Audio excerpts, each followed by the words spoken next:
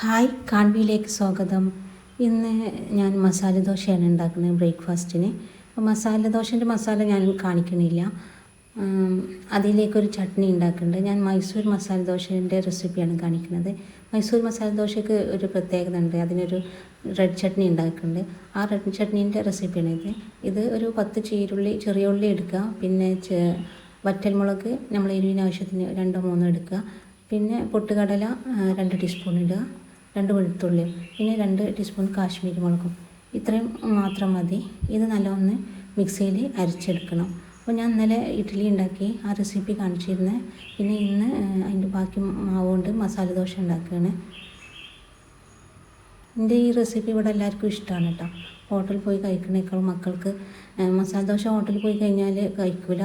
ഞാൻ ഉണ്ടാക്കിയാൽ അത് ഇഷ്ടമാണ്. ഞാൻ കൂടുതൽ വെജിറ്റബിൾസ് ഒന്നും മസാലയിൽ ഇടില്ല. ഉരുളക്കിഴങ്ങ്, ഉള്ളി അത്രയൊക്കെ തന്നെ ഇടുള്ളൂ. പിന്നെ ഈ ക്യാരറ്റ് ഇതെല്ലാം കൂടി ഇടുമ്പോഴാണ് മക്കൾക്ക് ഇഷ്ടപ്പെടാത്തത്. അപ്പോൾ ഇങ്ങനെ ഉണ്ടാക്കി നോക്കാം. പിന്നെ ഈ ചട്നി, ഈ മസാല ദോശ ഉണ്ടാക്കിയതിന് ശേഷം അതിലേക്ക് ഈ ചട്നി ചേർത്ത് കഴിഞ്ഞാലുണ്ടല്ലോ നല്ല ടേസ്റ്റാണ്.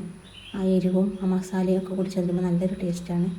അപ്പോൾ ഇതുപോലെ ഉണ്ടാക്കാത്തവരൊക്കെ ഉണ്ടെങ്കിൽ ഒന്ന് ഉണ്ടാക്കി നോക്കാം കേട്ടോ. നെയ്യ് ഒഴിച്ചിട്ട് ഈ ചട്നി ഒന്ന് തേക്കുക. ഇതിൽ തേങ്ങ ഒന്നും ചേർക്കണ്ട. നമുക്ക് കൂടുതൽ വേണമെന്നുണ്ടെങ്കിൽ ചീരുള്ളിയൊക്കെ, ചെറിയ ഉള്ളിയില്ലേ, അത് കൂടുതൽ ചേർത്താൽ മതി. അതിനനുസരിച്ച് മുളകും കടലയൊക്കെ ഒന്ന് ചേർത്താൽ മതി. ഞാൻ കൊടുത്ത അളവ് ഒരു അളവാണ്, അത് ചേർത്ത് കൊടുക്കുക. പിന്നെ ഈ മസാല ഇട്ടുകൊടുക്കുക. നമ്മൾ ഉരുളക്കിഴങ്ങിൻ്റെ മസാലയില്ലേ, അത് ഇട്ടുകൊടുക്കുക. ഇതൊക്കെ എല്ലാവർക്കും അറിയുന്നതുകൊണ്ടാണ് ഞാൻ കാണിക്കാഞ്ഞ്. അധികം ആളും മസാല ദോശ ഉണ്ടാക്കുമ്പോൾ ഈ റെഡ് ചട്നി ചേർക്കാറില്ല. ഈ റെഡ് ചട്നി ചേർത്തുണ്ടാക്കുമ്പോൾ നല്ലൊരു ടേസ്റ്റാണ്. അപ്പോൾ അതാണ് ഞാനിത് കാണിച്ചത്. അപ്പോൾ നല്ല പെർഫെക്റ്റ് ആയിട്ടുള്ള മസാല ദോശ ഉണ്ടാക്കിയെടുക്കാൻ കഴിയും. എനിക്ക് ചട്ടിയിൽ ഉണ്ടാക്കാൻ നല്ല ഇഷ്ടമാണ് കേട്ടോ. ഫ്രൈ പാനിനേക്കാളും മസാല ദോശയൊക്കെ ഈ ഇരുമ്പ് ചട്ടിയിൽ ഉണ്ടാക്കുന്നത് നല്ല രസമാണ്.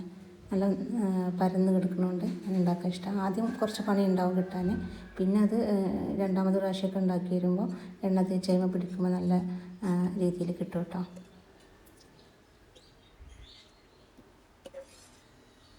അപ്പോൾ നല്ല പെർഫെക്റ്റ് ആയിട്ടുള്ള മസാല ദോശ കിട്ടും. ഇനി ഞാനൊരു അൺബോക്സിങ് കാണിക്കാം. ഇത് പെരുന്നാളിന് മോള് വാങ്ങിച്ചൊരു പർദ്ദയാണ്, അബായയാണ്. ഇതിൻ്റെ നല്ലൊരു ഷീലിങ് കളറും ഒക്കെ ആയതുകൊണ്ട് ഒന്ന് കാണിക്കാമെന്ന് വിചാരിച്ച്. എന്നോട് ഒരുപാട് പേര് ചോദിച്ചിരുന്നു ഇത് എവിടെ നിന്നാണ് ഈ ഔട്ട്ഫിറ്റിനെ പറ്റി ചോദിച്ചിരുന്നത്. അപ്പോൾ അതൊന്ന് കാണിക്കാമെന്ന് വിചാരിച്ച്. ഇത് ഉള്ളിലൊരു ഇന്നർ അയക്കാണ്ട് തന്നെ മേലേക്ക് ഒരു കോട്ട് അങ്ങനെയാണ് കിട്ടുന്നത്. ഇത് വലിയ റേറ്റും ഇല്ല, നല്ല ഷെയ്ഡിങ്, നമുക്ക് എപ്പോഴും ഇടാൻ പറ്റിയൊരു, എവിടേക്കും ഇടാൻ പറ്റിയൊരു ടൈപ്പ് അബായയാണ്. അതെല്ലാം കഴിഞ്ഞ് ഞാൻ മഴയൊന്നും ഇല്ലാത്തതുകൊണ്ട് മുറ്റത്ത് കുറച്ച് പുല്ലൊക്കെ വന്നിട്ടുണ്ട്.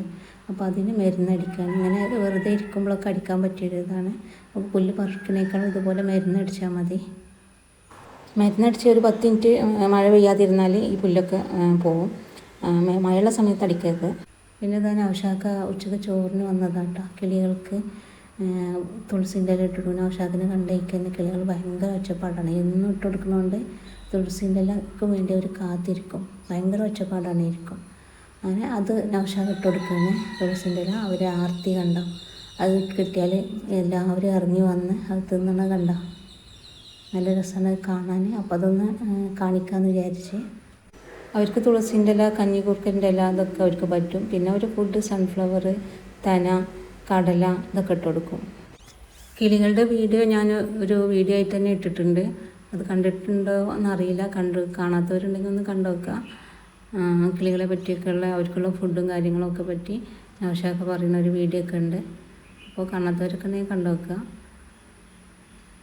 ഇവരൊക്കെ വീട്ടിലുള്ളതുകൊണ്ടാണ് നേരം പോകാൻ നല്ല രസമാണ് അവർ. അങ്ങനെ ഞാനിതാ ഷമാമ ഉണ്ടാക്കിയിട്ടുണ്ട് കേട്ടോ.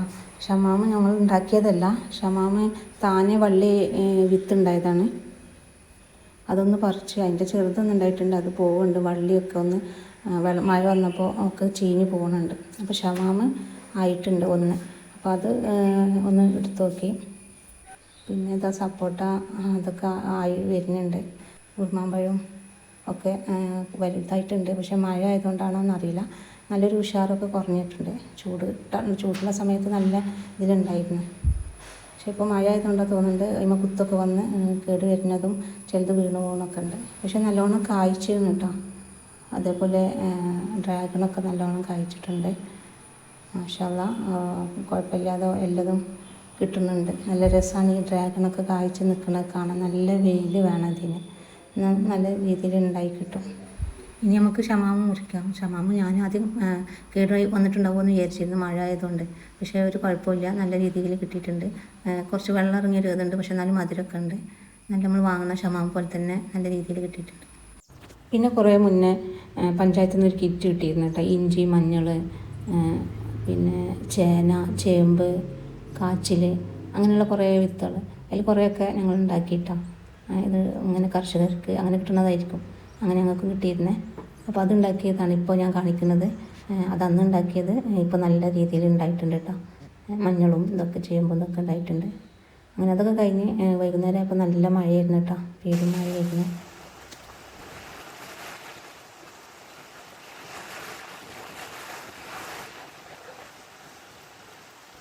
അങ്ങനെ വൈകുന്നേരം ഒരു പലഹാരം ഉണ്ടാക്കിയതാണ്. എല്ലാവർക്കും അറിയുന്ന പലഹാരം തന്നെയാണ്, പഴയ പലഹാരമാണ്. സാവോനരി വെള്ളത്തിലിട്ട് വെച്ചിരുന്നു ഉച്ചയ്ക്ക് തന്നെ. എന്നിട്ടത് കുക്കറിലിട്ട് ഒരു 4-5 പ്രാവശ്യം വിസിലടുപ്പിച്ച് വേവിച്ച് അതിലേക്ക് പഴം ചെറുതായി നുറുക്കിയിടുക, നേന്ത്രപ്പഴം ചെറുതായി നുറുക്കിയിടുക. എന്നിട്ട് അതൊന്ന് നല്ലൊന്ന് വേവിക്കുക. അത് നമുക്ക് മൂടി വെച്ച് വേവിക്കണമെന്നില്ല, പഴം അധികമൊന്നും ടൈം എടുക്കില്ലല്ലോ. അങ്ങനെ വേവിക്കുന്നിട്ട് അതിൽ നമുക്ക് മധുരത്തിന് ആവശ്യത്തിന് പഞ്ചസാര ഇട്ട് കൊടുക്കുക. നല്ല മധുരം വേണമെങ്കിൽ അതിനനുസരിച്ച് ഇട്ട് കൊടുക്കുക കേട്ടോ. എന്നിട്ട് അങ്ങനെ നല്ലൊന്ന് വേവിച്ചെടുക്കുക. ഇത് അറിയുന്നവരൊക്കെ ഉണ്ടെങ്കിൽ കമൻറ്റ് ചെയ്യുക കേട്ടോ. ഇതിലേക്ക് തേങ്ങാപ്പാലാണ് ഞാൻ ഒഴിച്ചത്. പാൽ വേണമെങ്കിൽ ഒഴിച്ച് കൊടുക്കുക. ഇവിടെ ഇനി നൗഷാദ് കടയിൽ നിന്ന് വരുമ്പോഴൊക്കെ, മക്കൾ സ്കൂളിൽ വരുമ്പോഴൊക്കെ അങ്ങനെ എന്തെങ്കിലുമൊക്കെ ഒന്ന് വേണ്ടി വരും. വൈകുന്നേരം എന്തെങ്കിലും ഒരു കടി വേണം, അങ്ങനെ ഉണ്ടാക്കുന്നതാണ് കേട്ടോ കടികളൊക്കെ. ഇന്നലെയൊക്കെ ഞാൻ വീഡിയോയിൽ ഒരു റെസിപ്പി ഇതുപോലെ പലഹാരത്തിൻ്റെ റെസിപ്പി ഇട്ടിരുന്നു. അപ്പോൾ അതൊക്കെ ഇങ്ങനെ നൗഷാദ് വരുമ്പോഴത്തേന് എന്തെങ്കിലും ഒരു കടി ഉണ്ടാക്കണം, അങ്ങനെ ഉണ്ടാക്കേണ്ടതാണ്. അതിലേക്ക് ഏലക്കായ് പൊടി ഇട്ട് നല്ലൊന്ന് വേവിച്ചെടുക്കുക. പിന്നെ അണ്ടി മുന്തിരിയൊക്കെ ഇട്ട് തുമ്പിച്ചുകൊണ്ട് പറന്ന് കൊടുക്കുക. ഇത് പാൽ വാഴക്കൻ്റെ റെസിപ്പിയാണ്, അറിയുന്നവരൊക്കെ ഉണ്ടാവും, പഴയ റെസിപ്പിയാണ്. അപ്പോൾ ഉണ്ടാക്കാത്തവരൊക്കെ ഉണ്ടെങ്കിൽ ഉണ്ടാക്കി നോക്കുക. അപ്പോൾ ഇത്രയുള്ള ഇന്നത്തെ വീഡിയോ. പിന്നെ മഴയെല്ലാം പെയ്യുന്നുണ്ട്, ഇനി കോഴിക്കോടൊക്കെ അടുക്കാനുണ്ട്. അപ്പോൾ ഇന്നത്തെ വീഡിയോ ഇത്രയേ ഉള്ളൂ. ഇനി വീഡിയോ ഇഷ്ടമായ ലൈക്ക് ചെയ്യാനും സബ്സ്ക്രൈബ് ചെയ്യാനും മറക്കരുത്. Thank you for watching.